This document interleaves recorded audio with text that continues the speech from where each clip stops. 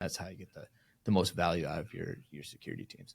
That's a great way of doing things. And one of the things I like to always say is time between pen tests are opportunities for threat actors. So the more you're continually finding and fixing, the better off you are. One of my big selling points, because I do a talk on optimal offensive security programs, and one of the gaps I mentioned is the frequency of pen testing. And one of the use cases I share of why you want to do it frequently is one of my consulting jobs. We did a pen test for this company. Fortunately, they were wise enough to do a 90-day retest to make sure everything was remediated. But during that time, I came back. They did a really good job on remediation. They remediated all criticals, highs, and mediums. There were some lows left. But when I came back and was doing my initial testing and running vulnerability scans, one of those low criticality vulnerabilities now was critical because someone figured out how to exploit it. So if they would have done the typical and been retested a year later, you'd have had this vulnerability that's exploitable sitting there open for another year. Oh man, I mean, I won't go too deep into this, but that happens all the time where like